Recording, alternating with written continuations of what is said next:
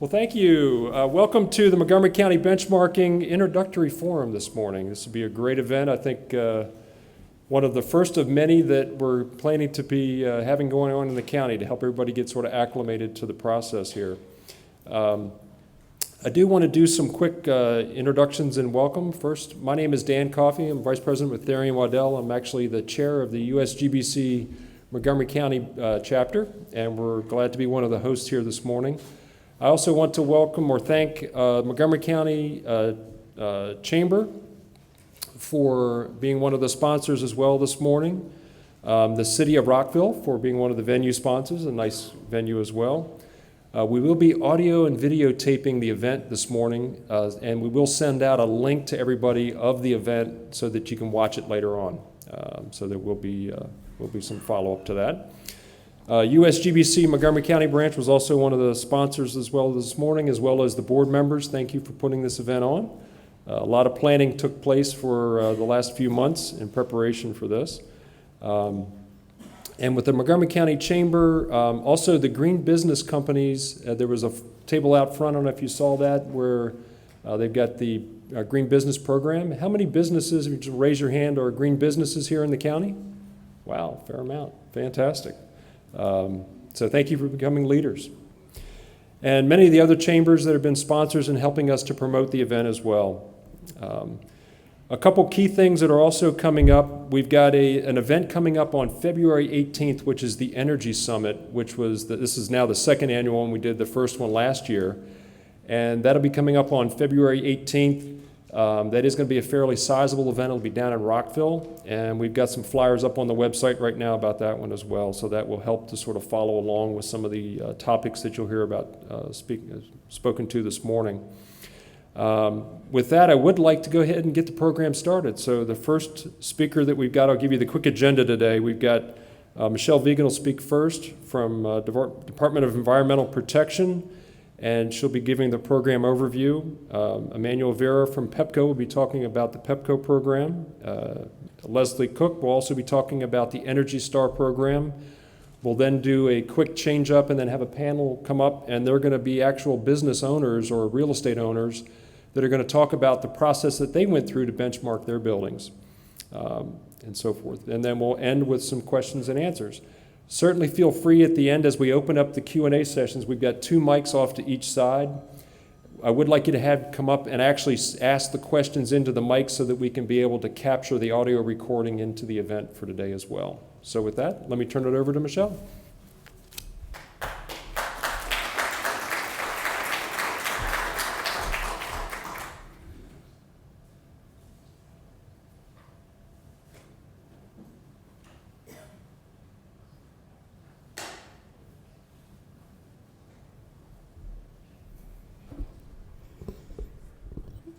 Thank you, Dan, for that really nice overview, and for everyone who helped put this event together. It really does take a lot of partners to really bring all of us together around something like this, so thank you all very much. Good morning. As Dan mentioned, my name is Michelle Vegan, and I'm with Montgomery County Department of Environmental Protection, and I'll be walking us through some general information about the bill, including some of the resources that are already being pulled together around the bill, and some action items that building owners can begin with today. So why benchmark?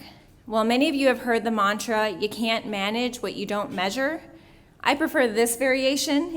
Even if you're not measuring it, you're still having to manage it, or at least you're having to pay those energy bills. Benchmarking refers to the practice of tracking and reporting building energy use and comparing how buildings are performing within a portfolio or against similar buildings. Benchmarking allows building managers to better understand their energy use and costs, which make up the largest non-fixed expense in managing buildings. Benchmarking supports necessary market transformation, rewarding those buildings that are efficiently operating and have made energy efficiency investments. And finally, benchmarking is part of smart business management. Just like you would track your income and revenues, sales and assets, liabilities and expenses, it's important to track your energy use, which does directly impact the bottom line. Furthermore, Montgomery County has a vested interest in helping building owners benchmark their buildings and improve their energy efficiency. The county has a goal to reduce greenhouse gas emissions by 80% by 2050. A 2010 analysis of the county's emissions found that buildings were the largest contributor to greenhouse gas emissions in the county, and commercial buildings make up 1/3 of the total emissions. The benchmarking bill is intended to empower building owners as a community to get to know and understand their energy use and make adjustments to their operations and maintenance, as well as identify cost-effective investments to improve building energy efficiency. So jumping right into the bill. The bill was introduced in January 2014, and it was passed this last May. It follows best practices of about a dozen other jurisdictions that have passed similar laws. It requires certain building owners of certain non-residential buildings to report their energy use for public disclosure. And I'll fill out the details on what that means as we go through this. Now, if you heard about the bill earlier this spring, you should be aware that there have been some significant changes to what was originally proposed and what was finally adopted. Notably, the county buildings are now included in the bill, and the county will lead by example. Our Department of General Services is already working towards benchmarking our expansive portfolio of buildings. The bill's scope is explicitly non-residential. Multifamily is not part of this bill. Deadlines were extended to accommodate this new practice and process, particularly for those who have not benchmarked before. And auditing retro-commissioning aspects have been removed from the bill. And finally, a work group was developed to review and provide recommendations to improve the bill and its implementation. Lastly, I know many of you might be aware of the work that's happening around the International Green Construction Code, or the IGCC. You should know that this work is different and distinct from the benchmarking bill and is currently being led by the Department of Permitting. We talk about the scope of the bill in terms of covered buildings, meaning buildings that are covered by the law. The benchmarking bill includes 3 groups of covered buildings. The first are our county buildings, 50,000 square feet and greater. Secondly, we have what we call Group 1 buildings, and those are going to be private, non-residential buildings, 250,000 square feet and greater. So pretty large buildings. And the second group is going to be private non-residential buildings, 50,000 square feet up to that 250,000 square foot threshold, which is Group 1. This scope is intended to achieve the greatest impact through the least number of buildings, namely those largest buildings. To illustrate this, data from our 2013 Commercial Building Energy Efficiency Policy Study shows that the covered buildings under this bill make up less than 20% of the buildings within the county, but they account for over 75% of the square footage. The bill's scope allows us to focus our resources and attention on the largest buildings, which have the greatest potential to reduce energy costs and will impact a broader swath of square footage. There are mixed up here. The law lays out deadlines for each of these 3 groups. County buildings are benchmarking calendar year 2014, that is the year that we're sitting in right now, and they'll be reporting in June 2015. Group 1 buildings, those are the largest buildings, 250,000 square feet and greater, will be benchmarking calendar year 2015 to report December 2016. And the last and the largest group of buildings, those private non-residential buildings, 50,000 up to that 250,000 threshold, will be benchmarking calendar year 2016 to report in December 2017. There are some exceptions to this bill, which I'm sure you'll want to take a look at. The first one are exempt use types. Buildings with a primary industrial or manufacturing use, those are going to be exempt from the law.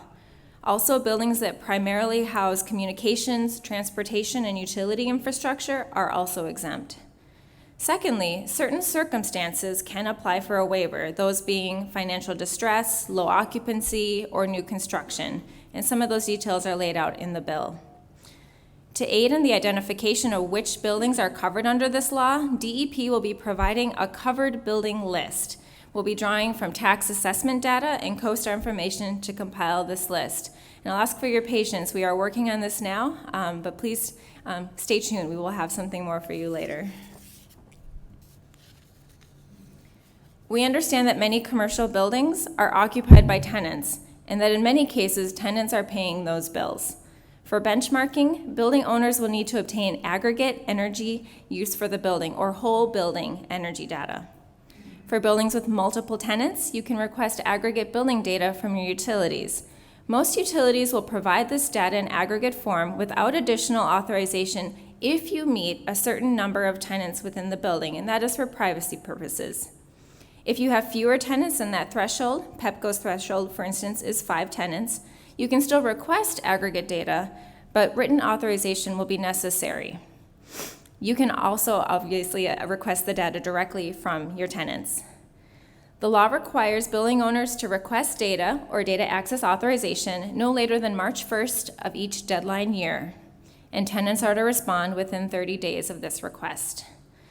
DEP will be working with utilities to help provide accurate and clear information on the best way for you to obtain your energy data based on the situation that you have with your tenants and number of tenants.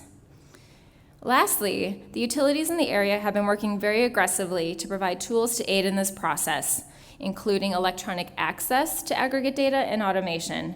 We have Manuel Vera here today from Pepco, and he'll be talking about some of these initiatives in just a moment. The law lists Portfolio Manager, a free online software provided by EPA Energy Star, as the reporting platform to comply with the law. This software is widely used across the country and already includes 40% of commercial building space. Portfolio Manager is the standard tool for benchmarking policies that we've seen across the country, such as in Boston, New York, DC, Philadelphia, Seattle, and others. It provides an accessible way to input data through uploads and even automated services, and provides helpful reports and dashboards to track your building's performance within your portfolio and across similar buildings. And we have Leslie Cook here from EPA, who will be speaking later in more detail about Portfolio Manager. Lastly, the data is only as valuable to you, the building owners, managers, and tenants, as it is accurate. For this reason, the law does include a provision for data verification to happen every 3 years. The details are currently being sorted out through a work group process. If you've looked at the legislation, you can tell there's some clarity that's necessary there, so please stay tuned for more details, and I'll indulge your patience once again on that one. And lastly, the last part of the benchmarking process includes disclosure. There's a 1-year grace period of non-disclosure that represents the first year that a building is benchmarking. On the second year of required reporting, the law requires the county to publish the data on a public platform. This is similar to DC's benchmarking and disclosure law, and you can see an example of what that looks like on their website. Disclosure is a key component to the law. It drives and encourages efficient operations, energy efficiency investments, and conservation practices. It has hopefully been made apparent in the first 5 minutes of this morning's presentations that benchmarking is not just about benchmarking your buildings, but it's about getting to know your building's energy use and taking steps to reduce it. Benchmarking works seamlessly alongside existing programs and initiatives for buildings owners and managers to help manage their energy costs. First, benchmarking is often part and parcel of energy efficiency projects which are eligible for the generous incentives by our utilities. Benchmarking provides the documentation necessary to show and validate energy savings, and it helps you track improvements within your portfolio. In many cases, it may be worthwhile to pursue these energy efficiency improvements early on in the benchmarking process, and some benchmarking costs can be included and covered by those incentives. Second, the county is developing a financing tool specific for the needs of commercial sector energy efficiency and clean energy. Property Assessed Clean Energy, or PACE, financing offers 100% financing to cover the useful lifetime of any energy improvements. It is paid through the tax assessment process and is secured by your property, attracting investors who are capable of financing mid to large-sized clean energy projects. This work is in progress, but we'll be happy to provide more details as they come forward. Benchmarking also provides a convenient way to earn recognition for your improvements. The The tenant and real estate market will be able to see the improvements made to the efficiency of a building over time as you continue to benchmark. And organizations such as the county will be able to identify and recognize those buildings who have embraced the energy-conserving spirit of the bill and those buildings that seek to do so. Finally, buildings that perform in the top 25% of their peer group can receive Energy Star certification, one of the most widely recognized brands for smart energy use in the country. So I've thrown a lot at you at a very early hour in the day, and you may be wondering, where do I begin, or if I've forgotten everything that she said, where can I find out more? The county will be working to develop resources, and we're conducting outreach and education events over the next year.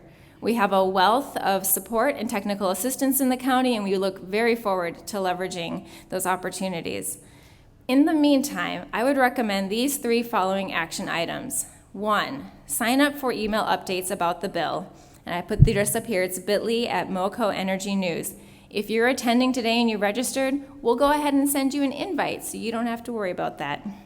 This newsletter will feature a broad array of energy happenings in the county, but it will really be the primary communication regarding the benchmarking law, resources, events, and news.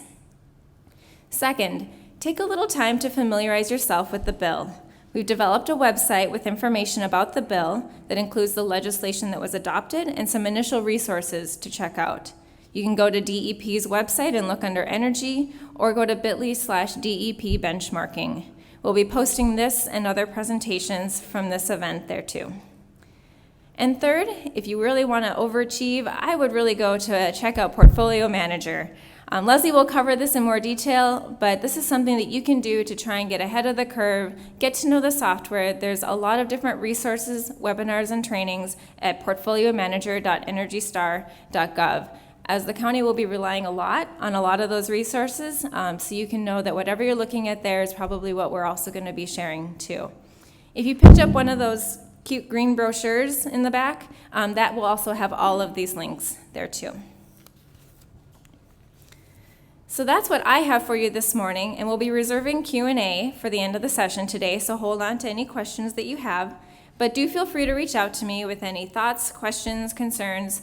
I'm happy to talk a little bit more, provide any answers to questions you may have about the benchmarking legislation and the programming that the county is exploring. And with this, I'd like to introduce our next speaker, Manuel Vera. Manuel is a program manager with the Commercial and Industrial Energy Savings Programs at PEPCO, and is leading the efforts to improve customer access to data and the data automation initiatives geared towards commercial buildings and benchmarking. I have had the pleasure of working with Manuel over the last several months, and I'm impressed by his and his team's ability to anticipate the needs that come with the commercial benchmarking work. And with that, I'll turn it over to him.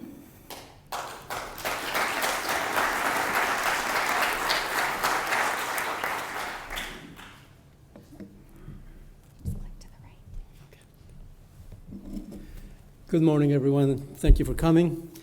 There's been a lot of work behind this, what we're about to explain in terms of granting our customers data access for benchmarking purposes, not only for benchmarking, but also for just to track their energy use and to find out what can be done in order to improve energy efficiency and hopefully take advantage of the incentives that PEPCO and other utilities in the state offer. Before I go any further, I'd like to acknowledge a couple of my colleagues who have been instrumental in getting us to where we are. Lori Schallender and Eugene Smar, if you could please show yourselves, I would appreciate that. Okay, thank you. Thank you very much. So I think I'm preaching to the choir with this first slide here. Because you've already heard this, and there are good reasons to measure energy data, not only to identify opportunities to save energy, but also to make your place more, your place of business more comfortable for yourselves, for your tenants, for your customers, any visitors. And it also allows you to identify and prioritize those opportunities to save energy. Just to target the buildings that need the most improvement, you'll be able to get utility data to get to that point and be able to set some priorities, reduce your bottom line costs. So there are a number of great benefits to knowing what your energy consumption is and what the trends are, what the anomalies are. There's several things that can be identified just with data alone. So for the first time, data is cool. So the tools that we use for analyzing energy data come in several forms. So of course, we now have smart meters. Advanced meter infrastructure is the fancy name for it. And it allows you to get interval data from the utility. You can do a number of things with interval data. We'll get into that in a bit. Also, there's dozens of third-party analytics software out there now that can take that utility data, not just electricity, but also water and gas and so on, and help you analyze those trends, identify opportunities, identify the outlying properties that need the help the most, and then address them in some methodical way. And also, you can set your own corporate standards, corporate goals for reducing energy and greening your office space. We also have additional tools, and Leslie will go into this in a lot more detail than I will, of course. But there's EPA's Portfolio Manager tool that will take utility data, building characteristics, and then provide a 0 to 100 score in order for you to compare different properties and identify opportunities to save money. So I'm going to skip right down to the middle of that slide where we've been working with the District of Columbia government now for the last couple of years at least, since they enacted their benchmarking mandate. And it's very important across the country. We found out that utilities partner up with local governments in order to facilitate the process of implementing benchmarking legislation and make it a successful way to do business for utility customers. And what that requires is basically in the District of Columbia, there are about 1,700 buildings, over 50,000 square feet, that require energy benchmarking. And they've been doing that in a phased approach over the last couple of years. The District Department of the Environment is responsible for implementation of this law and customer communications, and actually there are fines involved for noncompliance in the District of Columbia. So they're in constant communication with PEPCO also in order to facilitate access to data for those customers that need to get that utility data to make things happen. There are easy ways to do it, but we also have a solution that I'll be talking about it in a couple of minutes. PEPCO and the District Department of the Environment are also partners in what's called the Better Building Data Accelerator Program, which is a nationwide program implemented by the Environmental Protection Agency, where they're trying to get utilities and local governments to form a partnership in order to identify the best practices, be able to share their experience, and we've been able to work within that group also to try to advance energy benchmarking and the better use of data across the country. So how do you get your data from PEPCO? There are a number of ways to do that. There is something called green button data now, which is a standard, a national standard for energy use data that has been available from PEPCO since 2012. And where even residential customers and small commercial customers can now go onto the PEPCO website, set up what we call a My Account, and then retrieve green button data in order for them to use it with third-party software, or it can be exported into an Excel spreadsheet for analysis if you just want to do it yourself. And also, it provides some analytics and some graphics, some pie charts and things that tell you what your trends are. And in fact, through My Account, you can also project what your next bill is going to be. It does it for you, actually. It'll tell you, based on your consumption so far this month and current trends, this is what your next bill is going to be. So it allows you to get some really good use of this interval data. There's also, and that's no green button download. It's just a straight download into some type of other software for analysis purposes. Green Button Connect is something even newer. We just implemented that at PEPCO in 2014. Actually, we're the first utility to be able to realize that connectivity between machine to machine, and that is You can get third-party software or some in-house product that will tap into green button data from Pepco and just export that data on a real-time basis. The green button is actually one day old data, but it's still quite useful to have for analysis purposes. So there is that connectivity, that potential, and there is no actual fee for the use of this from Pepco. There's also something that's even more, it's been around for even longer, and that is what we call CEO Online, Chief Energy Officer Online. It's a web portal. Again, there's no fee for the use of that, where a customer can log in, set up an account, and retrieve their interval data from Pepco. It provides some analytics, graphics, capabilities, and so on, but it also allows you to very easily track your energy consumption. Now, if I may have a show of hands, how many folks in the audience have properties with multiple separately metered clients? Just a quick show of hands, please. Great. Okay, quite a number of you. And we have a solution for that. We have to be concerned with customer privacy, data privacy for individually metered customers. So as Michelle had explained earlier, we've come up with a solution where we can provide aggregate data. That is, we're not exposing any customer's individual usage, but we're providing to the building owner one place they can go to called Resource Advisor. And we're about to launch that probably in the next week or so to make it public. First, initially to the District of Columbia building owners and building managers, because they are now currently under the mandate to benchmark. They're facing their next deadline on April 1 for 2014 usage. So they're the ones who are going to be targeted first. We'll be sending those announcements to them, primarily to them, but also it'll be available in our Maryland jurisdictions, including Montgomery County, very shortly. We expect by early 2015 we'll be able to expand that and add capacity to serve more customers, more building owners. So what it does, it provides the building owner with direct access to this data, some analytics again, and also they can retrieve the energy data for the entire building. So all we need from the building owner is the meter numbers.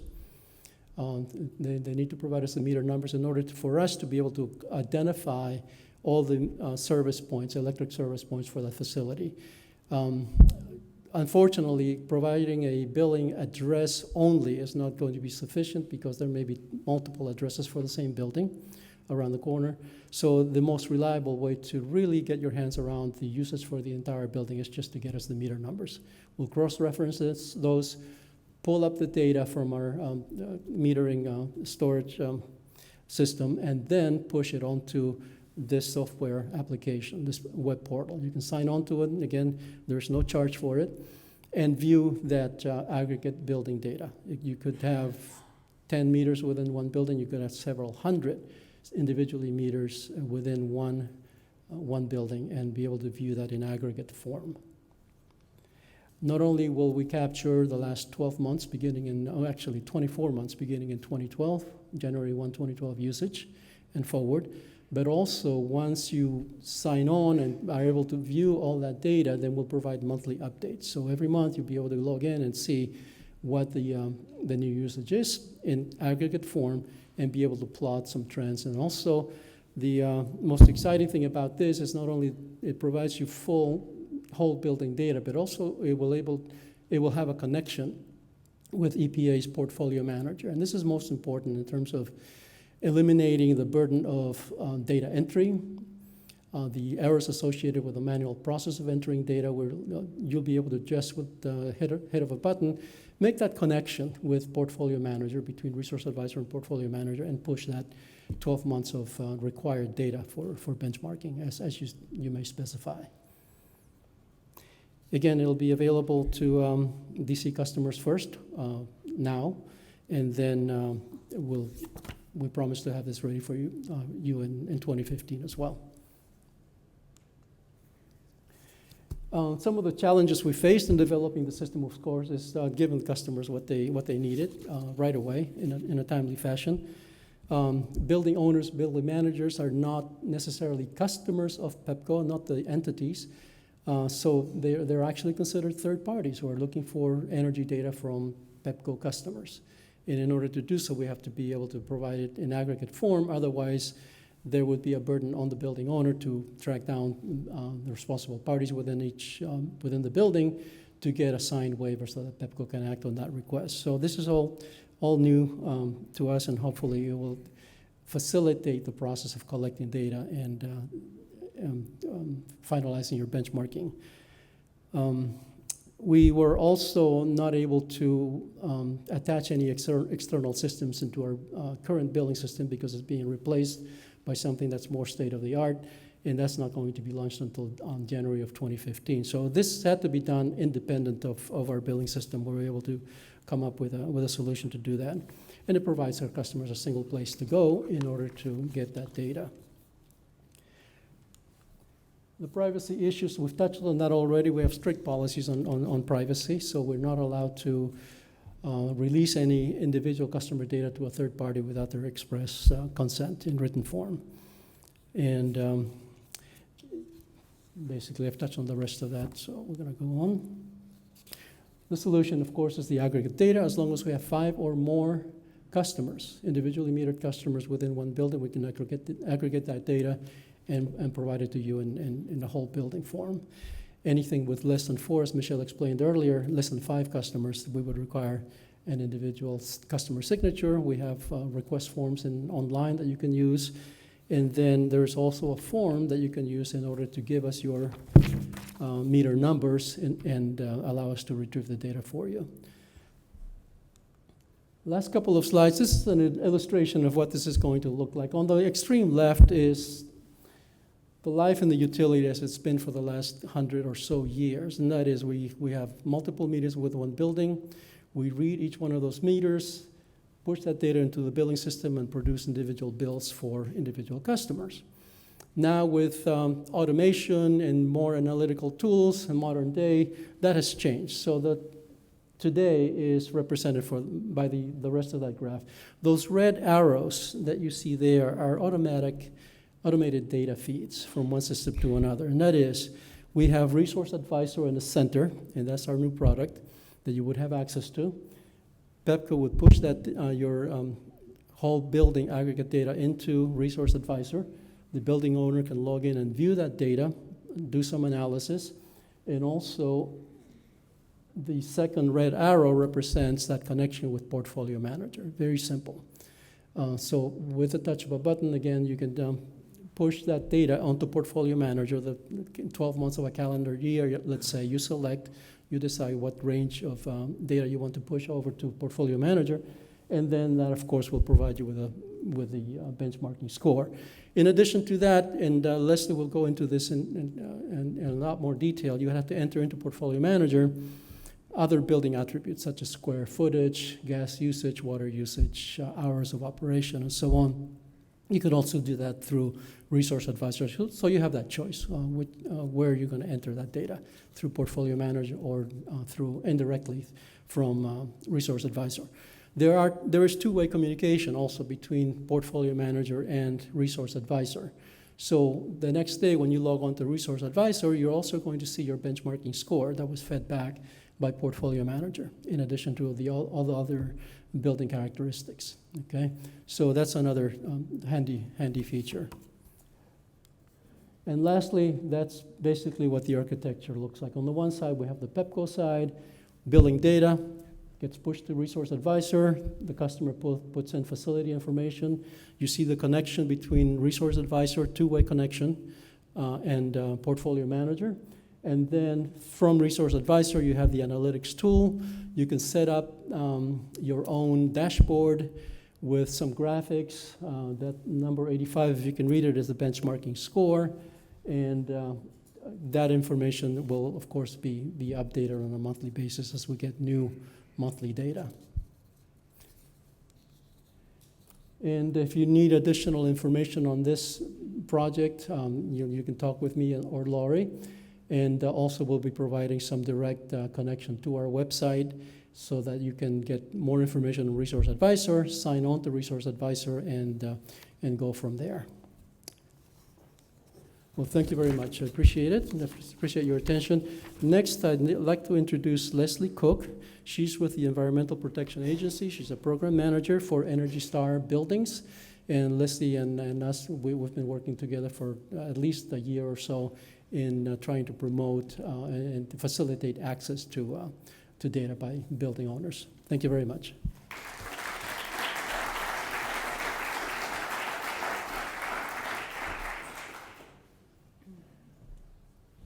Well, hi everyone, good morning. How are we all doing today? Good. I like how we're all excited about benchmarking, and data is cool now, even on an early morning. Thank you so much for having me. I'm really thrilled to be here. Thank you to Montgomery County for convening this event. You've been a regional and national leader in sustainability, and you're to be commended to be the first county to pass this type of benchmarking and disclosure legislation. Thanks also to the City of Rockville for hosting us in this lovely theater. My name is Leslie Cook. I'm with the Energy Star Commercial Buildings Program at the U.S. Environmental Protection Agency. And so I made the trek up from DC, and I'm going to come back. It's a beautiful place you've got here. Before I go any further, I wanted to acknowledge my colleague, Clark Reed, who is in the front row, of course. Clark is my colleague at EPA Energy Star Buildings. He leads a lot of our commercial outreach for partners across the country. Great person to know. You probably already know Clark. He's a longtime Rockville resident and champion of sustainability, so Clark's a great guy to know. Also, Kudret Udebe from the Cadmus Group is here with us today, and he has been working for over a decade in support of the Energy Star Buildings program as part of our work together. So please do say hi, and both good people to know as we move forward as this project and program is going to be implemented. So what I wanted to talk with you today about is just a bit of an introduction or some context from the Energy Star program, our perspective on the importance and the value of tracking and managing energy in this way, both for sustainability reasons and also for financial responsibility reasons. And then go through a little bit more in detail of the ins and outs of what it takes to use this tool. I think you're going to walk away with hopefully an understanding of the simplicity of Portfolio Manager as a management tool, and also the value it will be to your businesses. And before I go any further, can I see a show of hands? Who here is using Portfolio Manager already? I know there's a huge uptake in the DC metropolitan region. Great, that's really fantastic. So some of you are new to the tool, so we'll hopefully resolve any mysteries around benchmarking with Portfolio Manager. Energy Star, which is delivered through the US EPA, is a voluntary program, and hopefully you recognize that little blue mark, which we like to call the littlest label in efficiency. And we do cover large portions of the US market, from homes to products that you can purchase in your homes or for your office, industrial plants, and then of course commercial buildings. And we do have almost 25,000 now commercial buildings have earned that Energy Star. So just like you can go into a store and look for that Energy Star label to indicate a certain product is efficient as compared to other products that you've got available, you can also look for that Energy Star in commercial buildings and know that that building is a top performer compared to peers. And that's a really valuable symbol that you can show to the market. So why are we focused on buildings? And at EPA, we're in this business to protect the climate, to increase air quality. We see commercial buildings and industrial facilities as a key opportunity for us to reduce emissions. And that's because about 50% of the US emissions are coming from those sectors, from the operation of these facilities. About 30% on average in these facilities, 30% of the energy use is wasted, generally on average. So this represents not only a great opportunity for us to reduce greenhouse gas emissions by reducing that waste, but also reducing your costs in a way that doesn't compromise your services that you're providing in your buildings for yourselves, your clients. The great news is we've seen time and time again over our whole existence of the Energy Star program through working with our partners across the country that reductions of 10%, sometimes even 20 and more % of your energy use can be reduced by low-cost, no-cost improvements through operations and maintenance, or through, like we like to call, the low-hanging fruit. This energy is not a fixed cost. I think we're moving into a time where we all understand that now. We can do something about our energy costs, and these are expenditures that can be put back into your organization. So we get this question a lot. Michelle and Manuel did a great job covering that Energy Star benchmarking is really the industry standard. There are a lot of buildings, I'll show you how many in just a second, across the country that are using Portfolio Manager. Are we saving any energy? And we do have a lot of interest in this question, so we took a look. And of course, the act of putting information into a software tool does not actually save energy. In fact, you're churning up a data center somewhere, so you may be using a little more energy. But does the act of understanding and paying attention just lead to the ability to cut your waste? And we see that yes, it does. We looked at a class of about 35,000 properties that have benchmarked consistently throughout a 4-year time period to look at the trends we saw. And we were pleased but not surprised to see that over this 4-year period, there was an energy reduction of 7% on average. It's good to note that the low performers saved a lot more than 7%, more like 15%, and the top performers in that class saved a little less, but everybody was saving on average. And that also correlated to a 6-point increase in the Energy Star score. So it helps us understand as your efficiency goes up, your score should also go up as well. And that's in our Energy Star Data Trends report series. The website is on the screen here. I urge you to go there, check it out. Lots of good information about trends we're seeing from people using Portfolio Manager, and we are seeing that the act of benchmarking does lead to savings. So benchmarking with Portfolio Manager has been growing over the years. We have to increase our axes on this graph every year, which is exciting. And this really has been, like I said, a voluntary program, and businesses, corporations, governments, school districts, nonprofits have been coming to Portfolio Manager more and more over the years to manage their energy so that they can manage their business practices and also reduce their greenhouse gas emission footprint. We see that there are over 6,000 commercial and industrial Energy Star partners across the country. So that's great, that's growing. A lot of you are in the audience today, and it's great to see you. I hope if you haven't joined as an Energy Star partner, you do. You can do it. It's a cost-free commitment that you can show that you're partnering with EPA and Energy Star to be as efficient as possible. In Portfolio Manager, we see over 70,000 active accounts, which is pretty amazing. And these are organizations that are running the gamut from small school districts with 4 public schools to 1 church that is benchmarking their 1 facility to multinational corporations that have thousands of buildings in their portfolios. And with that growth and activity, we see about 350,000 buildings are benchmarked in Portfolio Manager now, and that is about 40% of the commercial market. So as a voluntary tool that's been available for building owners and managers, service providers, utilities for over 10 years, we've seen this growth. But another thing driving this growth is the impact that our state and local partners are having across the country. This map represents how state and local governments have been embedding Portfolio Manager as a tool specified for their program delivery, either for voluntary, challenge, or recognition-based programs, to grant or incentives, to, in this case, for what we're talking about today, benchmarking and disclosure policies. So as the industry adopted Portfolio Manager, states and local governments are also benchmarking their own facilities like Montgomery County is doing, but then also using it as the platform to add quantifiable energy metrics to their programs. So what is this tool we're talking about? It is available at the website on your screen, and I think we've said it a few times, but I'll reiterate, it is free. So you can go use it for cost-free. This is a tool that you can think of in the most simplest sense as a metrics calculator. You're going to put simple information about your buildings into Portfolio Manager. Maybe you're tracking 1 building, maybe you're tracking 5, maybe you're tracking 1,000. You put all that simple information into Portfolio Manager, then the act of benchmarking over time is adding your monthly whole building energy and water, if you choose to track it, consumption information. And what that tool, what Portfolio Manager will give to you is powerful information. This is information that you can take and translate all of those monthly bills, especially given all of the unpredictable weather patterns we're having in this region and nationally recently. The tool will give you a consistent platform to measure your performance over time in a weather-normalized way for energy use, also for your water consumption if you're tracking it, we recommend that you track your utility costs in Portfolio Manager alongside your consumption.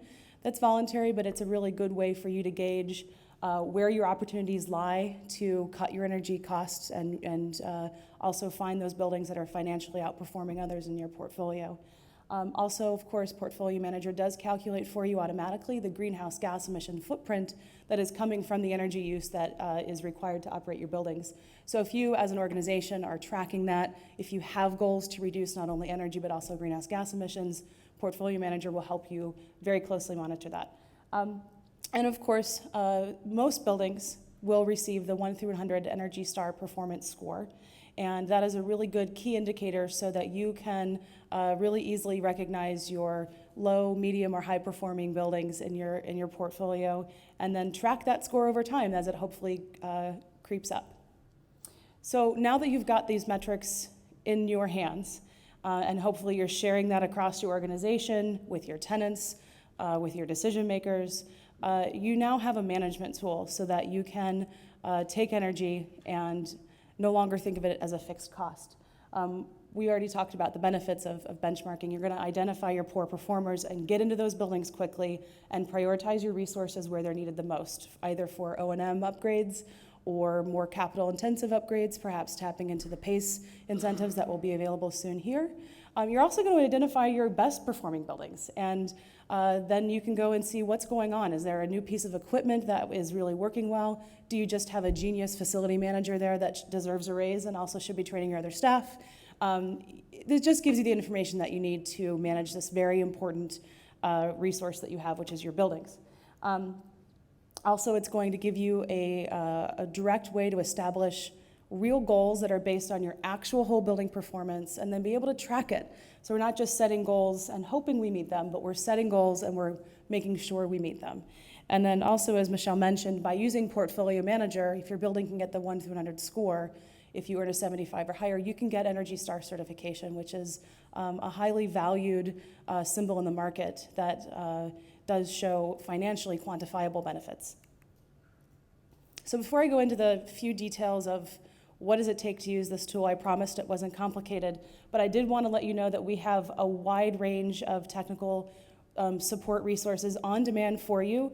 When you guys raised your hand and said you were using Portfolio Manager, I'm sure you're experts.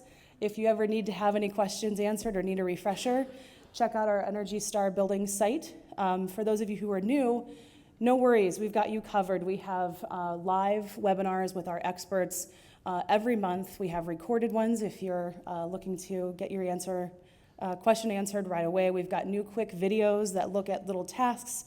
You go get your question answered in 5 minutes and you can move on with your day. So please do keep that in mind. First, you're going to gather the information you need to benchmark. And the property information, it's simple. What is your property type? Where is it located? That address is very important. That's how the tool does its weather normalization based on the weather patterns that are happening right here. Once you enter in your property type, let's say we're benchmarking an office building, there are some simple operating characteristics about your building that you do need to enter into Portfolio Manager. This is information that is used to calculate your 1 through 100 score, so it's normalized to your operating patterns and your business needs. So things like hours of operation, numbers of PCs in your buildings, number of workers on the main shift. We're not looking into mechanical systems. This is not a tool that you need to hire per se, an energy engineer to answer these questions. And then next, once you've entered your building profile into the tool, you're all set there unless your building changes. And the active benchmarking over time is entering your energy consumption information. And then, of course, water if you're tracking that too. And Manuel just talked about how easy it's going to be for you in Montgomery County. I think this is a huge benefit that PEPCO is bringing, so we should all thank Manuel on the way out. There are some utilities across the country providing aggregate whole building energy consumption information and automating it, connecting it to Portfolio Manager, but it's a small number. So you guys are lucky to have that here, and I thank PEPCO for their support as they've developed that service. So next, you've got your information. Depending on what your business is made up of, your scope of benchmarking, you choose your data management method. You have a couple of buildings, you can just type your information into the Portfolio Manager interface right in the tool. If you've got a larger number of buildings, we have upload spreadsheets that sort of give you a bulk data management solution so that you don't have to go screen by screen. You can get a lot of information on your buildings and your utility consumption into the tool all at once in spreadsheets. And then finally, we do have this machine-to-machine connection with Portfolio Manager, our web services, and that's what Manuel and Pepco is using to provide your data services coming soon here in Montgomery County. But we also have a number of service providers across the country, energy service companies that may offer benchmarking services through our web service connection, and that's another option for you as well, if you're looking to have a more automated and perhaps larger scope of benchmarking. So based on what you need, we've got different methods for you. And now you're at a place where you can manage all of your buildings in one tool and go to one place and find all that information you need to understand how your performance is doing based on your actual whole building energy information. This is just a screenshot. I never like to talk about Portfolio Manager without giving you a little peek. I know we don't have time for a demo, but this is just the main interface. And you can see if you haven't looked at Portfolio Manager for a while, we did undergo a major upgrade in 2013. So we've modernized the interface. It's easier to use. We think that it's got a lot of important features that have been added for you to make sure that you can get the information you need and get out of the tool and move on with your day. Next, once you're benchmarking in Portfolio Manager, I wanted to narrow in and focus on the score for just a minute. This is really a great way for you to interpret your results. How are your buildings doing now? How have they done in the past? And as you track over time, how is that score moving? And you can think of 50 being the national average. You're looking at your properties that are scoring from 1 to 50 as places for you to invest either time or resources or both. You're looking at from 75 or 50 to 75. Still opportunities for savings, maybe not as urgent as those 1 through 50 properties, but properties that you can be paying attention to and moving along the scale. And then, of course, that 75 or higher indicates that you are a top performance. You're a top performer compared to your peers nationally. You want to maintain that high performance. You want to apply for the Energy Star certification at that level. So now, let's look at what you can do over time to realize your potential and meet the goals you've set. We've got great new features in Portfolio Manager where you can go in building by building and set specific goals, either by the amount you want to raise your score or the amount you want to reduce your energy consumption, or maybe you have a greenhouse gas emissions reduction goal. You can set them all in Portfolio Manager and then track each building as they go over time as they're meeting the goals. So you can see you can set energy baselines, water baselines. You can quickly log in and check out this page and look at that pie chart to see how many properties have met the goal. So we really want benchmarking to be actionable. We want you to be able to get the information you need and understand what it means so that you can take action, so we're not just benchmarking for benchmarking's sake, but seeing where we can take action. And I did want to put in another plug for earning the Energy Star certification. The DC metro area is a market that really does recognize the financial value of earning the Energy Star. Independent studies have shown that there is a higher occupancy rate and higher rental rates for Energy Star certified buildings as compared to other peer buildings that have not earned Energy Star. We have links to those studies online. And I know that this area is actually number 2 in the nation for urban areas that have earned Energy Star buildings in terms of the total buildings. So you guys may be number 1. We announce that every spring, so we'll be paying attention to that. And then finally, I wanted to leave you with our tools and resources library at energystar.gov. Benchmarking, as you can probably tell, is a key cornerstone of our program. We're based on managing energy in this way and empowering your organization with this information. But what you do with that information is really the meat and potatoes of what we're trying to provide through the Energy Star program. So we have guidelines for energy management. You can think of that as like a roadmap for strong energy management policies and ways to put that benchmarking information into action throughout your whole organization. We've got lots of great planning guides for your communication. Perhaps you want to launch a competition using your benchmarking information. We've got guides on that. We have engagement tools for your employees and also for your tenants to talk about why energy is important. And all of that is available at our tools and resources library.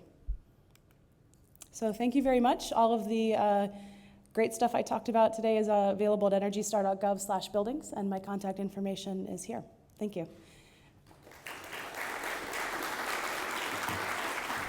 So next, we're going to move to what may be the most important part of our morning, which is the panel discussion on how local business owners are using this active benchmarking to make their business competitive. So thanks.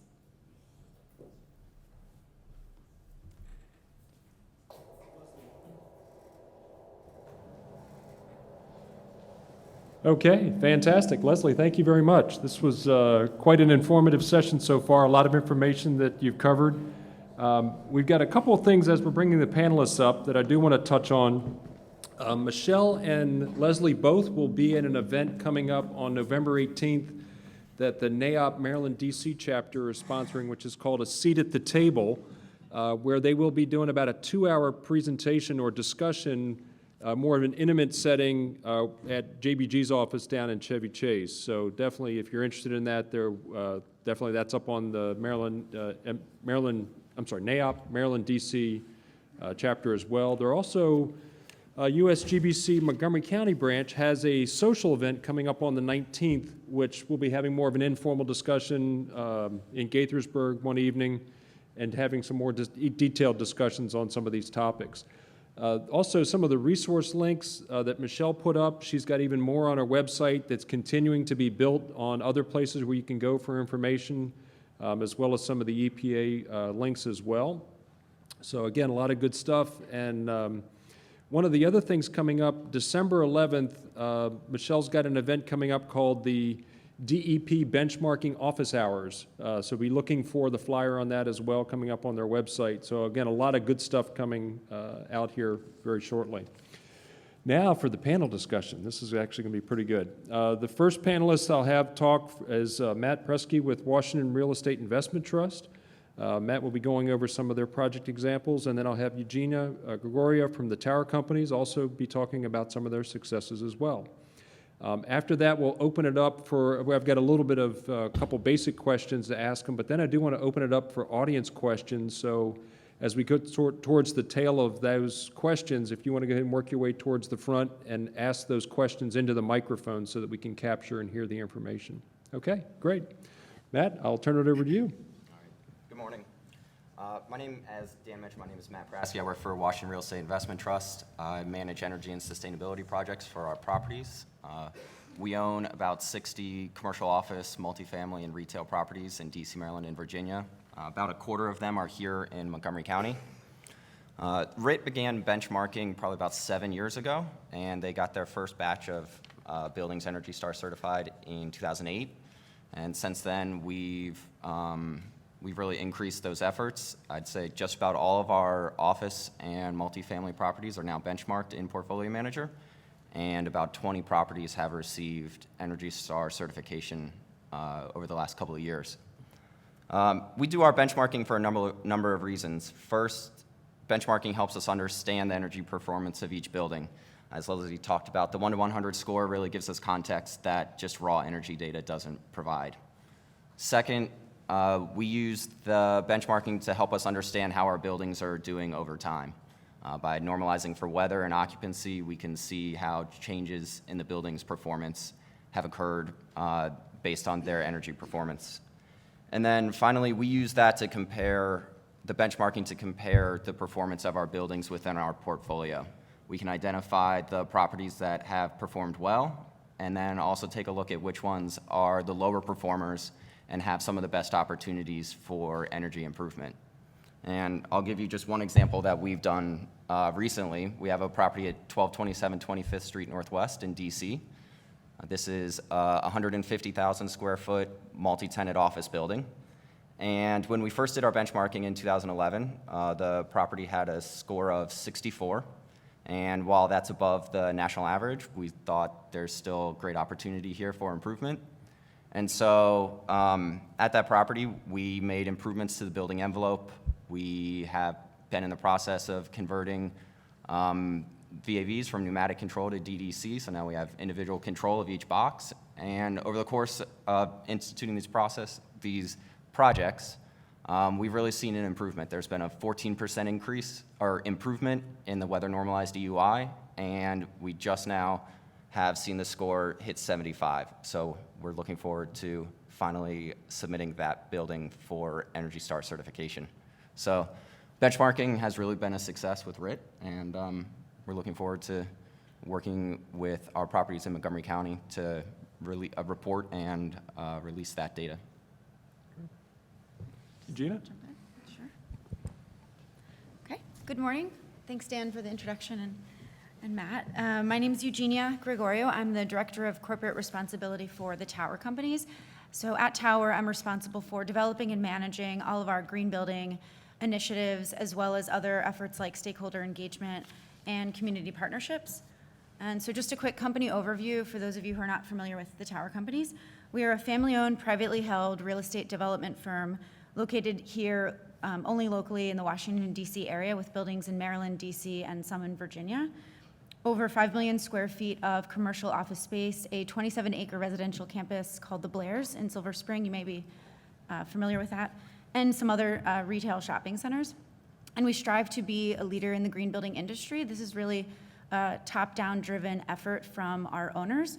They really believe that this is not only a responsibility, but also an opportunity to improve operations, reduce operating costs, and attract like-minded clients to our buildings. And so when it comes to sustainability, we may be different from some other industry, other peers in the industry. For one, we both own and manage the majority of our properties. So a lot of building owners may own or just manage. So we own and manage. It's really a turnkey operation, which gives us a little bit more control over our portfolio. Two, we've owned and managed the majority of our properties for nearly 50 years. So again, we have history and a lot of information that has been helpful. And we don't have a tendency to buy and sell properties very often. And so we have had a long-term view on our properties and will continue to do so, which has allowed sustainability to really become an integral part of our business operations from an early stage. And so we've used tools, as Matt's already mentioned as well, like LEED and Energy Star for a number of years since early mid-2000s. And we started using Portfolio Manager back in 2007. We currently track our residential and commercial office portfolio in Energy Star. And so we started with benchmarking that data.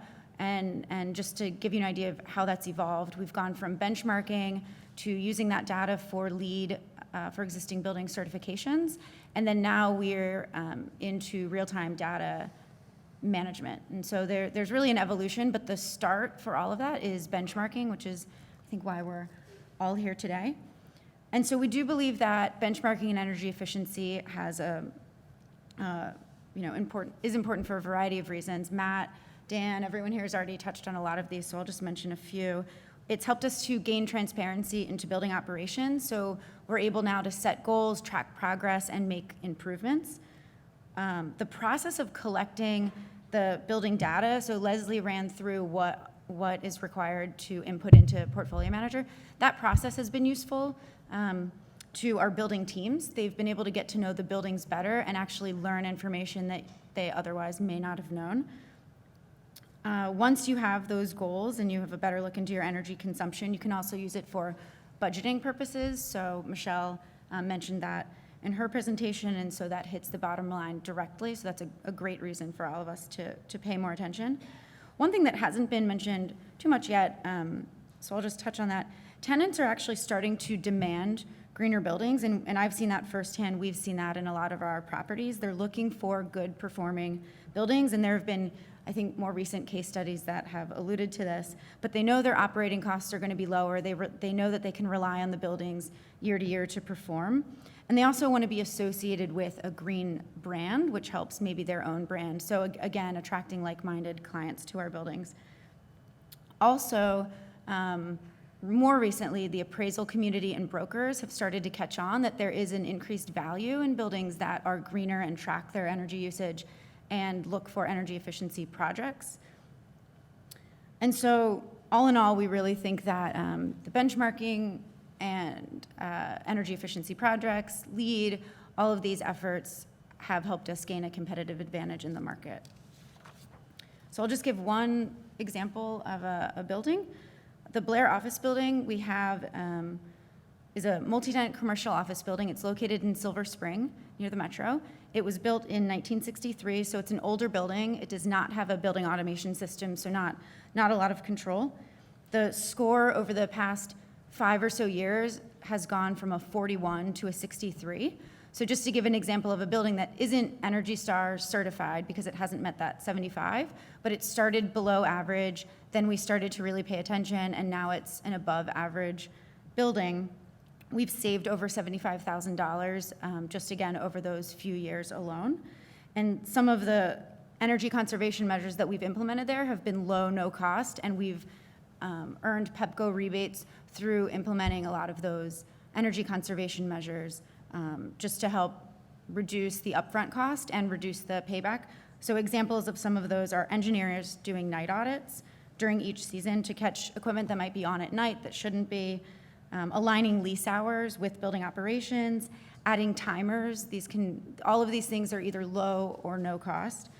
Changing set points, installing motion sensors, LED lighting. Again, a lot of these things are eligible for PEPCO rebates as well. And lastly, I just wanted to give a plug for City of Rockville. Eric is here if you have any questions about this, but benchmarking in the City of Rockville has helped us gain tax credits towards our property taxes.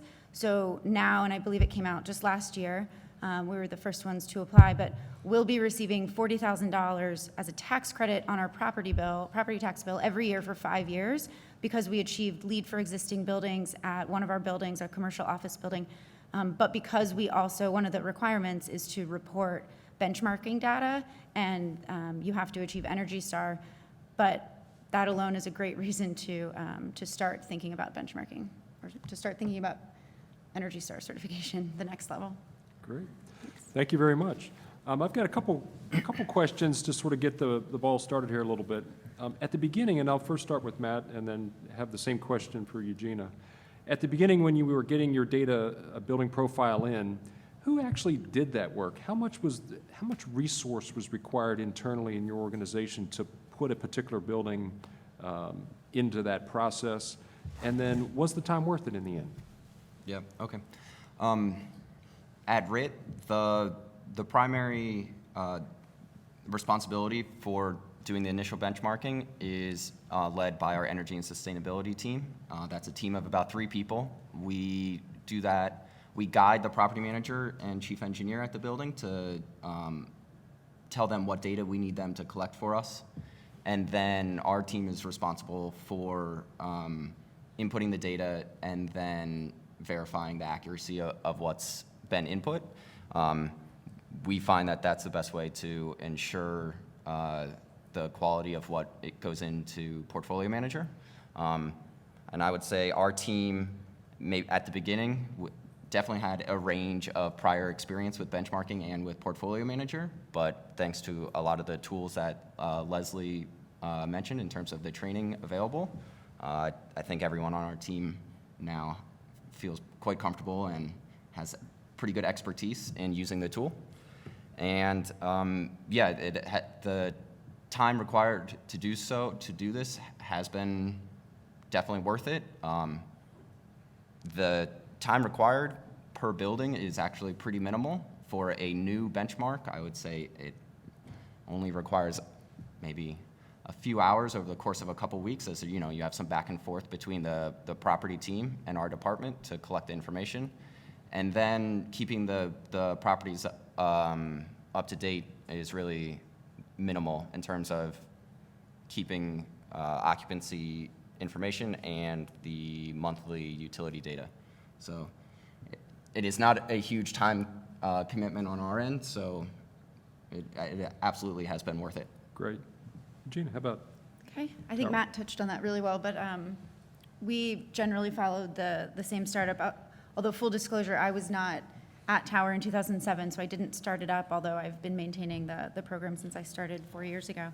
But I do know how it started. So in the beginning, it's similar to what Matt said. You really have to work with your property management team, your engineering team, and your accounting staff to collect energy data, occupancy data, other building characteristics. And as I said before, I think that's been a really valuable exercise, and we continue to do that every few years just to refresh and be sure that all the information is accurate. But it gives first of all, you're creating a team, so it's you're not heavily relying on one person, so you don't have to rely on Matt or Eugenia to do everything. It's a team effort. And so it started off by sort of dividing and conquering those tasks between all of the parties. And then we did also use a consulting company to help us, or we do now, use a consulting company, an energy consulting company, to help us update that data every couple of months, every quarter, and then the same company helps us to do third-party verification when we submit for Energy Star. The cost is very minimal because we've come up with some best practices and templates that make it makes it a lot more streamlined and much easier to do. So again, like Matt said, I think there is an initial startup, but once you have all those practices and procedures in place, it becomes easy to do and doesn't take a lot of time once you've integrated it into what you're already doing. Great. So definitely worth it. Fantastic. Well, let me actually stay with you on the next question, and then we'll go back to Matt. How has benchmarking your energy use changed in a way that you manage the portfolio? And how is that different from the way things were done when you first came on with Tower versus today? So over 4 years, has there been a radical change with the way that you look at that? Sure. So in the beginning, I mean, before we had benchmarking and before we were really paying attention to our energy efficiency and performance, it was hard to have that visibility and transparency into how the buildings were really operating. So it was nearly impossible to set goals. And so if you're looking to, reduce operating costs, save natural resources, reduce greenhouse gas inventory, then you have to have a goal. And so we have that visibility now, which is what we didn't have before. And then you're able to use that visibility to track progress, set more goals, and continue year to year. Something that people don't talk about, and I think this is what we've been doing in the last 4 years more so than even before, is the engagement piece. And I sort of alluded to that with the team effort. But it's given us an opportunity to really engage with our building property managers, our building engineers, and even at headquarters, our accounting team, so that they feel empowered and responsible to help us collect that data and see the results. And so then when the building is successful, they feel as a part of that success as we are. And I think that's about it. And as I said, in the last 4 years, the biggest thing that we've done is moved from just benchmarking, which has been very valuable, into real-time energy management, which is just a more detailed approach to looking at building operations. Great. Okay, Matt? I'd say the primary change has been that before benchmarking, the ability to direct time and financial resources to the most opportunistic buildings was sort of, we were speculating. You would guess. You'd say, well, this is an older property. This must be one that we should invest more in our energy conservation measures. But then using Portfolio Manager to benchmark gives us a standardized score to look across our whole portfolio and identify where those better opportunities are. And then I would also add that one of the things that has changed for us is, particularly for our DC properties, where not only have we benchmarked and reported that data, but that data has been released. And that has changed now how we view and are able to compare ourselves to our peers within the market. So we get more emails now from our higher-ups that say, hey, what's up with this building? Because it increases the visibility internally, and they can see the couple of buildings they're competing against in their market. And that really can impact and drive our ability to sell and promote energy efficiency in our buildings. Great. One last question, and then we'll get the other presenters today to also come up and do a little Q&A here at the end. If you had to give 2 words of advice or 2 ideas to building owners who have not done energy benchmarking yet, to be able to sort of break the ice to say, how do I get into the process? What would be those 2 simple steps to take first? I guess, Eugene? Sorry. Okay.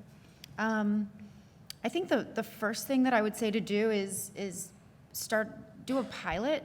So it might be overwhelming. Everyone has a range of buildings. You might have one building, you might have 30 buildings. Just look at one building, any building, and start there. Collect the data, enter the data, just get a feel for how the process works before then launching that to your entire portfolio. It's a little less overwhelming. You get lessons learned, you learn the process, and you get all of your questions answered along the way. So I would say that's number one. And then number two is, and I've already said this, but I'll just say it again because I think it's really important, make it a team effort. Don't rely on one person in your organization. You don't have to hire a new person to do all of this for you either. You really just can look at your current building teams, your current staff, divide and conquer, and make everyone responsible. Great. I'll add one thing, which is that I'd say ask for help. There are a ton of resources. The jurisdictions and the people pushing these policies really want people to engage with it, so they're offering a ton of assistance through EPA, through other partners, and there are a lot of great resources to help you get up to speed on it quickly, and a lot of people that, for the most part, for free, will help walk you through the process. Fantastic, great. I'd like to invite the other presenters to come up, and then we'll open the mics for some Q&A. One of the other things, there was a few things mentioned. I know, Bob Johnson, you're here, and I saw Chris Weatherly as well. Chris, they're in the front of the audience here. Both are from Lockheed Martin, and they touched on some of the PEPCO rebate programs that are out there. PEPCO has the rebate money to give. They need those forms filled out and the process done. Their team is actually the people to help those customers implement those rebates. So please reach out to them. If you need any further contact information, they're here in the front. If you guys can hang around for a few minutes, there may be a few people that have some questions about that. But what I'd like to do is open up for some questions. So certainly, please come up to the mic so we can capture any of those thoughts and questions. There's got to be questions from this morning. So I guess some other stuff, are there resources that you have or other events that you have similar to what we're doing today that are helping to outreach? So I guess, Leslie, I know you've got an event coming up here in November with NAOP. Is there any other ones like that, any other organizations, or Michelle maybe? I can speak to an event that we do have planned, piggybacking off of EPA's tools. They offer these webinars called office hours, where they spend about 45 minutes or so looking at a particular concept or aspect of Portfolio Manager, and then they have live question and answer. And DEP is going to actually be hosting, if you want to come and view that in concert with some of your building peers. And then after that webinar, we will have our own kind of local conversation where you can ask questions about the bill, questions you maybe, as soon as you walk out the door today, they come to your mind. So that'll be December 11th, and we'll also be sending information about that out in the email following the event. Great. We've actually got a couple questions here coming up, so we'll open up. Thank you very much, and want to thank you all from Thier and Waddell. You do a great job with these type of things with for clients. Thank you. I'm Jack All with Property Investment Group Services. I had two questions. I'll try to put them in order. Let's see. The first one, I guess, is for. Can't read that well.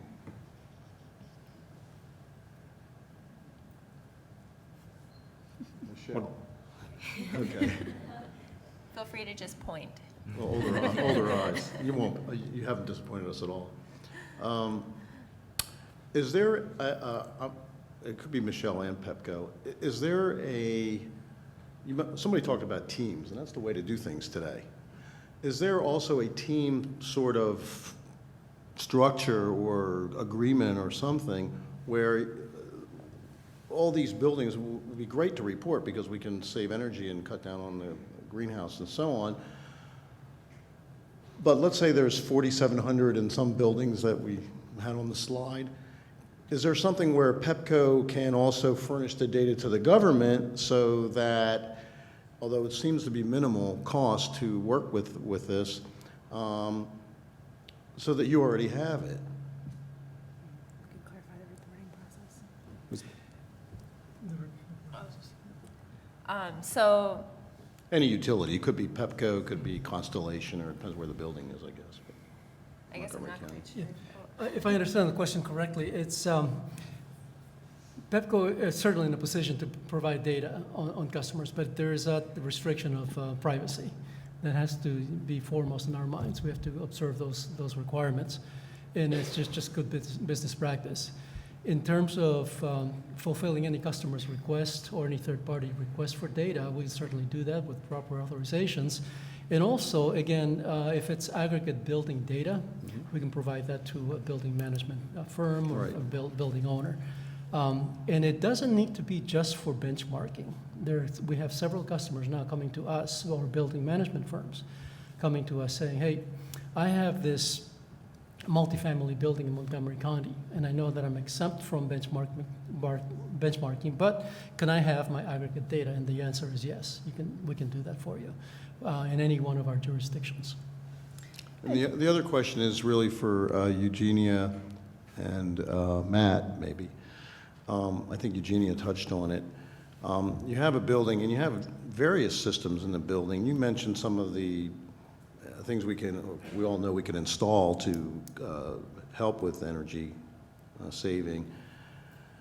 Does anybody have any smaller, so that you can gauge these products and figure out maybe one needs to be utilized some more or something, where you can go by system and say, well, we're actually measuring that the HVAC has saved this much percent, or the lighting has saved that much, as opposed to just the meters and say, oh, well, the meter was this, and we got that data from Pepco, which is great, and that's it.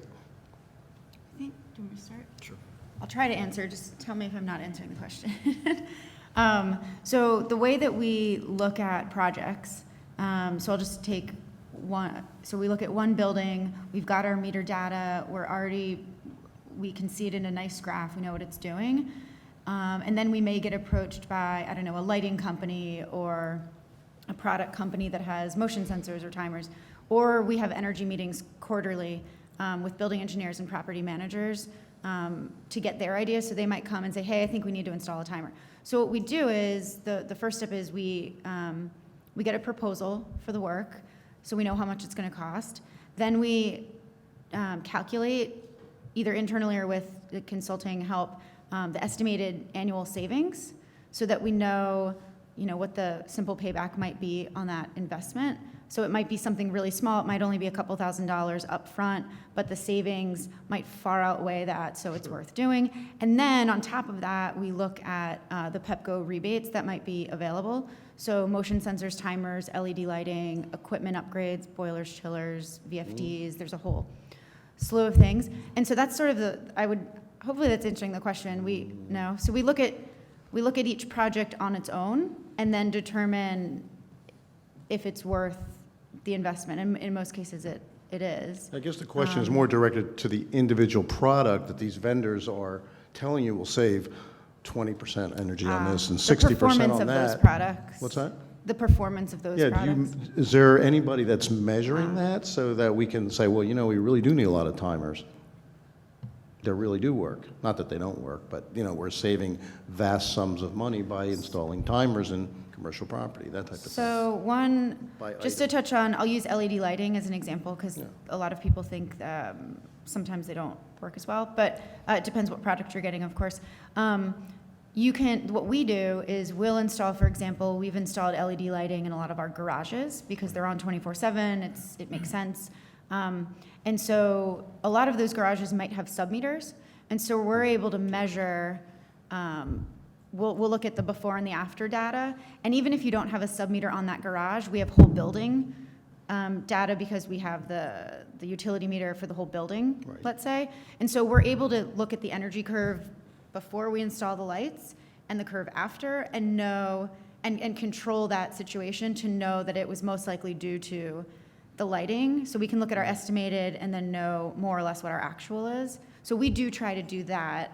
The trick is to have sub-meters in place Right. to be able That's the to answer, I monitor think. it. And when you don't, you can use whole building data and just control the variables. Right, do the lighting first, get a handle on that, then do the Right, right. chiller or something like that. Yeah, because if you do everything at once, it's hard to know unless you have sub-meters on everything exactly what affected that change. Thank you. Does that help? Okay. Thank you. We have another question? Good morning. My name is Ashanze, and I'm with Geico's Real Estate and Facility Management Department. It's part of a two-part question. What I would like to know is for portfolio manager, can that be used to track buildings in other states?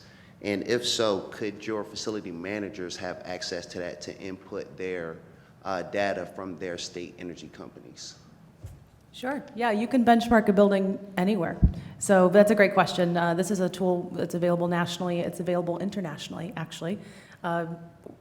Partners like the State Department, for instance, benchmark their properties across the country. So if you've got a state or nationwide portfolio, many of our nationwide partners use Portfolio Manager across their regional footprint, and we have lots of data sharing features within Portfolio Manager so that you can set up your structure of your account, or perhaps you want multiple accounts that are linked together so that perhaps those that you have on your staff can input the information for their own properties that they're responsible for, and then maybe share up into a corporate level account.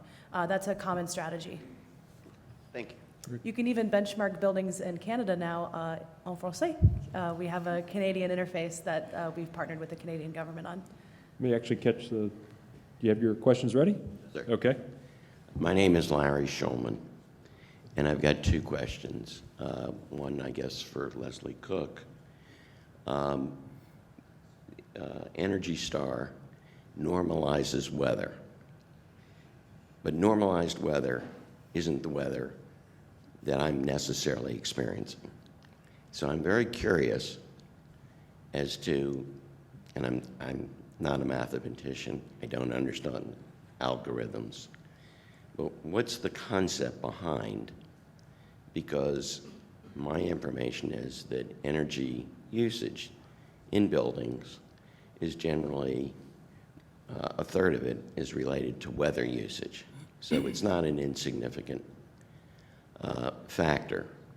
And my second question, and it's really not a question, some people know I'm a lawyer in the county, and privacy to me in this category is an excuse. I doubt that there's any tenant who cares, there will be some, who cares about the privacy of their energy usage. And I'm talking about not aggregating the data. Because if we want to do it right, so there are two possibilities. One is we put in the lease a waiver. We all know how thorough tenants read leases, okay? And chances are that ends that problem. It'll take time to do it. The other is there's no reason that the county or the state cannot say, for this purpose, it's waived. Nobody stops to look at it. They just say it's privacy. So there's no answer to it, but it's something that PEPCO and the county and the federal government should look at, because I doubt that there's anybody who really cares about that. And it's the law, no question. Leslie, I'm just curious to the extent you might be able to shed some light. Sure, I'll start with the first question, because I think others might want to weigh in on the second. You could probably have a heated conversation for hours on the second. I understand. On weather normalization, you're very right, Larry. Weather normalization is key to understanding actual building performance, especially in this time where weather patterns are unpredictable. And just looking at the raw energy information, like Matt said, doesn't allow you to narrow in and understand where are you seeing changes in your energy performance, or where are you seeing changes in your bills because last year was unseasonably warm or cool. So Portfolio Manager does have that service provided. It's embedded in the tool. It's based on your zip code. We have tapped into weather stations across the country and actually internationally. And what happens, and we have a very lengthy technical document on our energystar.gov website if you want to dig deeper. But as you enter in your energy information over time, over the 12-month period, let's say, Portfolio manager looks at that weather pattern that was experienced over those 12-month periods. And there's a comparison that's done using heating and cooling degree days. So there is a bit of a regression, and there's a calculation, and that's how the normalization happens. But it is very specific to your zip code. We have just recently increased the amount of weather stations that portfolio manager is referencing as part of those calculations. So it's even more detailed now than it has been before. Does that help? But Yes. you're right, it's very Yeah. important. I guess on the second point to privacy, we're a voluntary program. We offer portfolio manager through EPA's Energy Star program as a tool.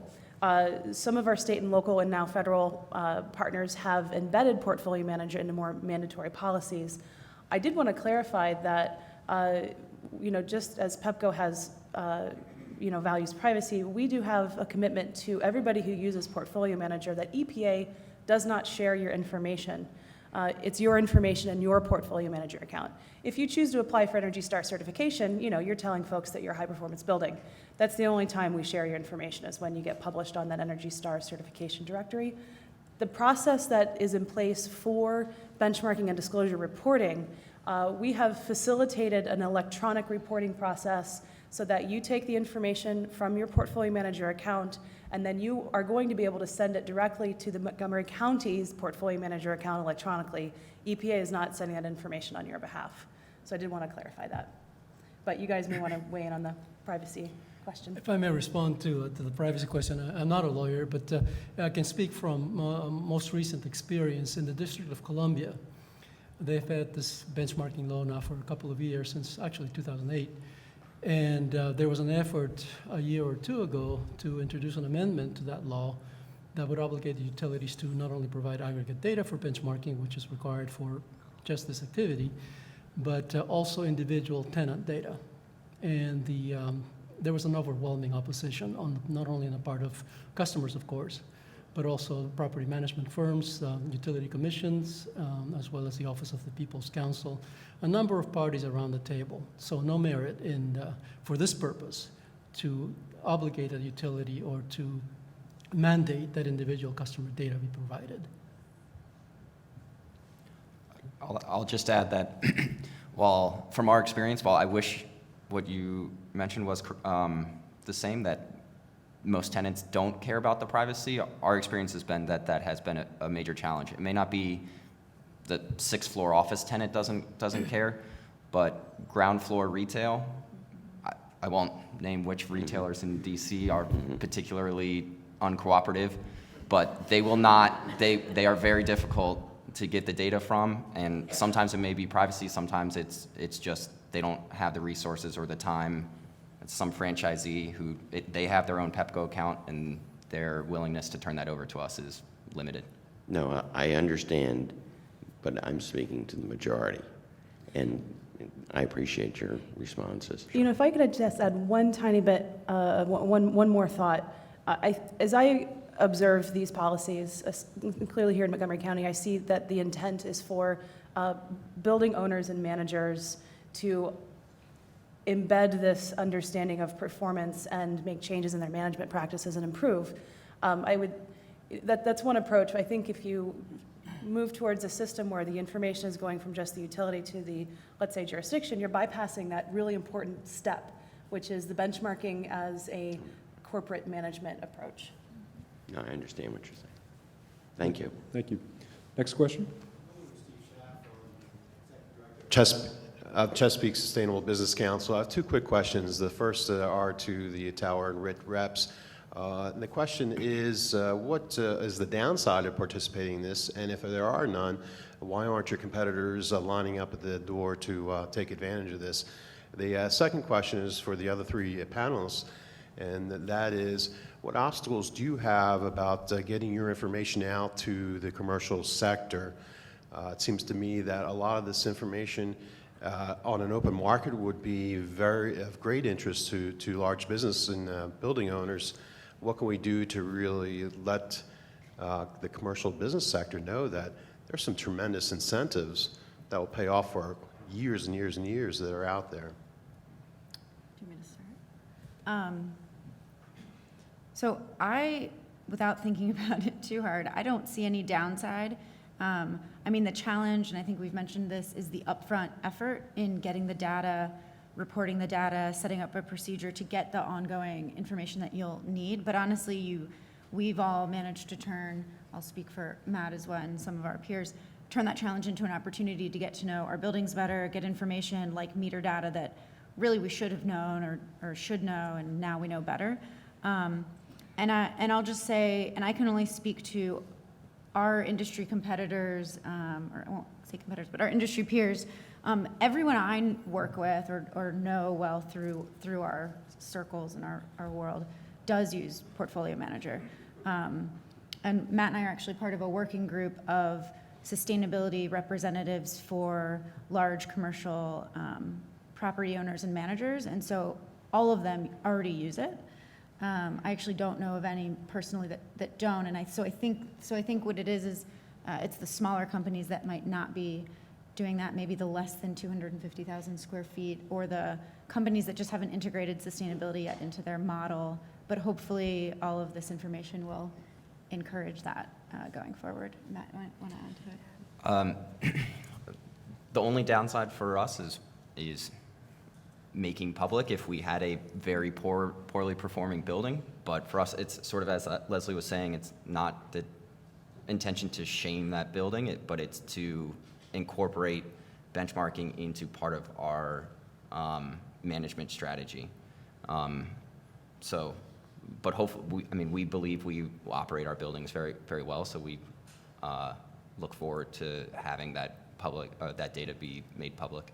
And it creates, just one more thing, a healthy competition among the industry. It hasn't been, I think, shameful at all, which is great. Like Matt said, it's really been a nice competition, and we've all worked together among different organizations to help each other figure out how to do it better.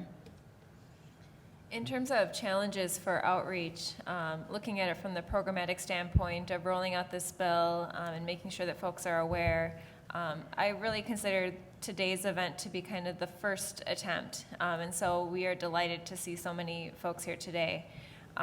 But understandably, we're assuming that many of you heard about this event from a partner organization, maybe a membership organization like a chamber or a business association, or maybe some of the industry groups that are more engaged with benchmarking. We're very cognizant that there are going to be building owners and managers that don't fit in that scope, that maybe are maybe new to the area, that are managed more remotely, that aren't engaged with some of our local or regional groups. To reach those folks is going to be a challenge. We, as part of the work group that I mentioned as part of the legislation, we do have some folks that are focused specifically on how do we reach those building owners and how do we get the depth of information to really provide them the resources that we need. We know that some of the larger portfolios that we're seeing up here today, that they've been in Portfolio Manager. They've brought resources to that when they've begun to see the value. For those that are just beginning on this journey, we want to make sure that we're providing the support that we need to get to them.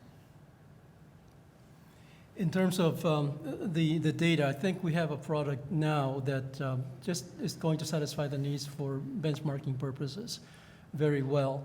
But we still are listening to customers who are asking for things other than that, and we're certainly willing to work with them. For example, some are asking, can we have cost data as well? It's particularly with under the other platform, CEO Online, that just provides direct access to individual customer data.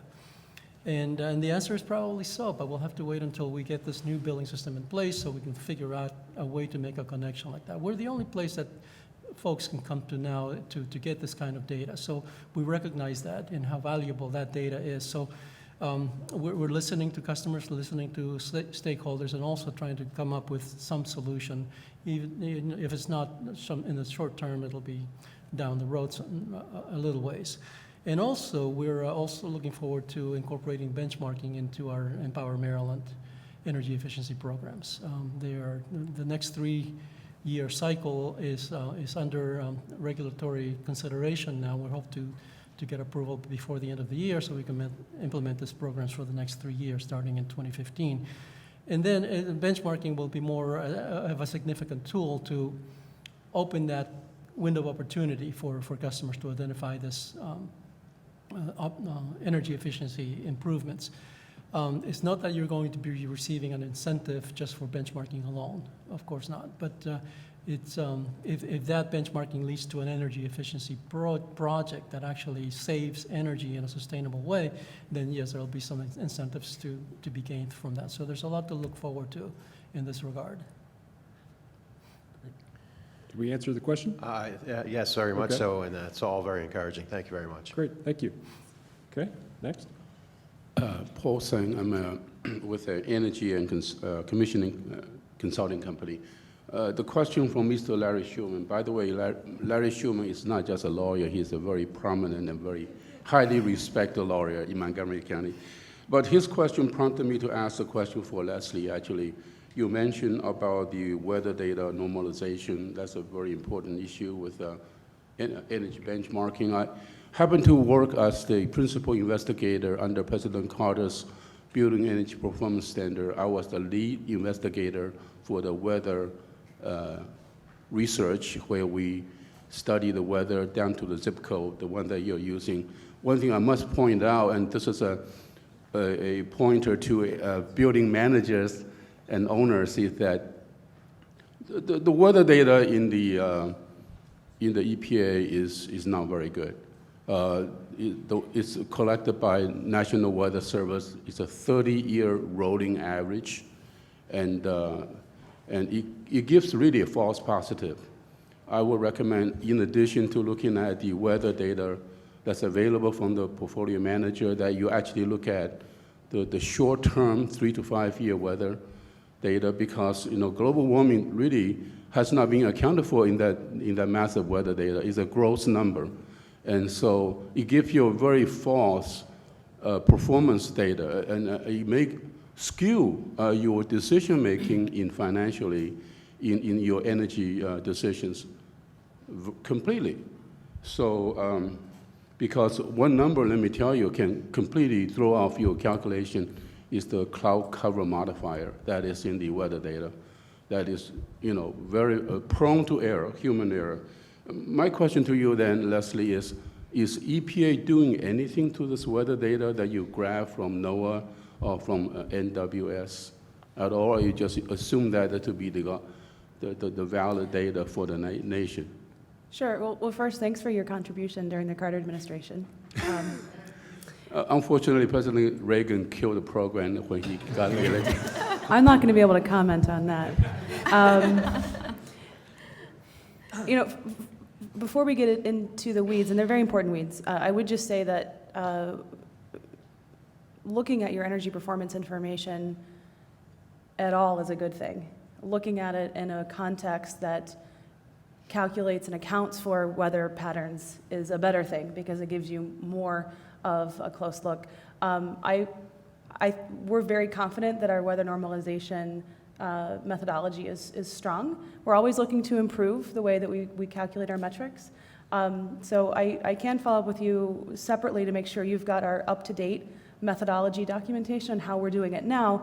And I would say that what we're doing in advance of the release of the next round of DOE's Commercial Building Energy Consumption Survey, or CBECS, that's the database that's our point of reference for many of our 1 through 100 score models.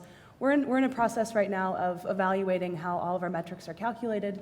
We're not changing our methodology or going off the path that Energy Star has put in place, but we are constantly evaluating how we do things, and if there's a better way, we investigate that. To answer your specific question, we do not manipulate the weather data information itself before it is plugged into our calculations. Great. Next. Oh, I'm sorry. Name is Steve Weissenberger. I'm with Mechanical Contractors Association of Maryland. And the question is for Tower and RIT specifically. Once you've identified an energy project or projects in buildings, I assume you use either an ROI or a payback period calculation. What other criteria do you use to rate or grade what energy project would go to the top of the list? Sure. I think At first, yes, of course, we use those metrics to evaluate a potential project. And then we evaluate it based on our strategy for that property. As Eugenia touched on, Tower's in a position where they hold properties for a long time, and so that can change. I understand if you're an owner versus a developer that's going to turn it in 7 years. I Yeah. understand your criteria might be different. Right. So for us, we own and manage all of our properties, but the time frame in terms of how long those properties will remain in our portfolio will dictate what investment the company is willing to put in to see a return. I mean, can you give me some examples of what other criteria you look at? Yeah, I mean, so typically for RIT, historically, we will be open to projects that have a return within 3 years, but it depends, as I said, on the property and the size of the capital investment. Does that answer? So really, you're looking at primarily, you're looking at year payback. Primarily, yeah. Okay, you don't look at the value of the property, how it's enhanced, or energy savings, how that calculates and backs back into your bottom line improvement. I would say the year payback is certainly the primary. That's the primary one. Metric. We take a look at the rest, but Okay, yeah. thank you very much. Sure. Great. Do you want me to add? Do you have Did you want- different to add? Yeah, I can just Oh, add to it. actually, we had one more response to you real quick. Did you want to touch? Go ahead. I'll just say it just in case for everyone else. So as Matt said, we look at and I think I said this briefly earlier, so we look at the upfront cost, the estimated savings, typically annually, but again, over the life cycle of the project and over, really over the project or the life cycle of the product, I should say. Yeah, it's confusing words there, product. We look at rebates and incentives that are available, as I mentioned before, so those are sort of step 3, but there are other factors that we look at, and again, because we are a long-term holder, we have the advantage of looking out a little bit further. So while some companies might look at a 2-year payback on most projects, or 2 or 3 years, because they may flip that building later on, we are able to look at projects that might have a 5-year payback. For example, we're starting next week, actually, the installation of a PV solar installation on one of our commercial office buildings in the district. And so that payback is more like 5.5 to 6 years. But because we're a long-term holder and we believe in the movement and we want to be a leader in sustainability, and that adds to our company goals, it's something that we'll do. So there are other factors besides just the cost and the rebates. Will it attract tenants? Will brokers take notice? Will it add to the value, the overall value of the building, the appraisal value of the building?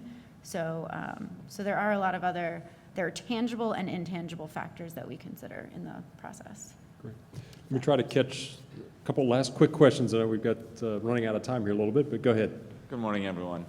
First of all, let me applaud you, Michelle, for the leadership, and Montgomery County for the leadership on this topic. I think it's a great initiative. I had a quick question. In times where the social and economic cost of water is exceeding, in fact, that of energy, is there an idea of potentially expanding that legislation and requiring the reporting of the water consumption, water footprint of buildings, which I think the portfolio manager enables, and I think DC is heading that direction, or is requiring that already, I should say. Is that a consideration within Montgomery County? Right, so water is not included in our current bill, and I guess I would characterize our current bill as a very energy-focused and very, I guess, delineated towards just the benchmarking process and reaping the benefits that do follow that. The tool can really be used and should be used at what is most valuable to the building owner, so tracking costs, tracking water, while not required by the law, may be useful for managing your portfolio. In terms of where this legislation may grow or go next, I can't really speak to that. I think when we look around the country, we see variations, whether it's adding water, maybe expanding the scope in different ways, and to that, it's hard to know. I think that we're looking forward to seeing how the energy benchmarking goes, and we're always interested in hearing what folks might be interested in, and also to hear stories about what they're doing in addition to the scope of the bill. Okay. catch one more real quick? Okay. And then this will be the last question, then we'll sort of convene out into the atrium area and you can do some informal questions. Good. Good morning. I'm Mark Drury. I'm with Shapiro and Duncan. We're mechanical contractors. And I want to thank you all for your leadership in this important initiative. But my question is directed to RIT and Tower in terms of what you're looking at. I mean, currently everything I'm hearing in the benchmarking is wonderful and the metering is great, but you're kind of at a 35,000 foot level and maybe dipping down with sub-meters into the 25,000 foot level. But have you considered going down into the blades of grass and looking to see where you are circuit by circuit with circuit monitoring and control and the software and the data analytics to analyze that and see where your trends are, and so that you can see when an air handler needs its filter changed because its energy usage has ramped up, and you can see when a VFD has failed to go into slow start and instead is hitting your cold morning start hard instead of soft. Have you looked at any of those options yet, or are you aware that they're out there? Yes. Absolutely, benchmarking and taking a look at our monthly data is definitely the first step. RIT is in the process, or has been for several years, of taking the next step, which is using interval data, and we have an energy management program where we take a look at 5-minute interval data and use that for a lot of analytics to identify opportunities and see waste. And I think what you're talking about is that third step, and something we're investigating, pairing reporting from our building automation system with our interval data to understand the fluctuations we're seeing in our energy interval data, how that corresponds to equipment status in the BMS, but not quite there yet. I don't know about Tower. Yeah, so as Matt said, we started with benchmarking, and I mentioned earlier, we've evolved into real-time energy management. We get 15-minute interval data and work with analytics. We have actually, after this, I have to go to our quarterly energy meeting with our owners to talk about our energy management program and our progress to date, and we set goals through that. At this point, though, we've found that, and that's really whole building data. We're looking at, for our real-time energy program, we're looking at our electricity meters and our gas meters are just whole building utility meters. And we also have like a watt node meter, a sub-meter on our chillers, because that's a big user. So that is what we're measuring right now. We haven't gotten into the details. And I think one of the reasons for that, 2 reasons. One is we found that what we have is actually good enough right now. It identifies enough variation and anomalies within the building, whether it's a night spike or during the day energy load that seems higher than it has on average. And so in terms of big impact, we've found that to be enough for us. I'm sure in the future that'll start to become more of a trend, but it's not on the short-term radar. And number 2, I think, which is really important, we're still relying on people to, so our building teams, our engineers, to understand how the equipment is working, know when to change filters, keep logs. So there is still like a manual effort, but that's why, and I think that's a good thing. It helps with training and just increasing their own knowledge and coming up with best practices. So we're not relying entirely on technology yet, although I'm sure in 50 years we'll be in a whole different world where we're flying around and who knows. But for now we're and controlling our buildings from home. But for now, I think what we've come up with is good for in terms of impact. Mark, to touch on that a little bit, if you look at a recent report that NIST just put out, was their first-year performance data on the net zero test facility that they've got, and they actually did that individual circuit metering, and they're able to now track all of the different things that they did to the building, and now what is actually the kilowatt savings each one of those strategies did. So it's great data to generate for future building requirements. So yeah, definitely, I agree with you. Yeah, great. Okay, well with that, we'll do some, I think we have plenty of coffee left over. So let's head out to the atrium if you've got any further follow-up questions. Thank you.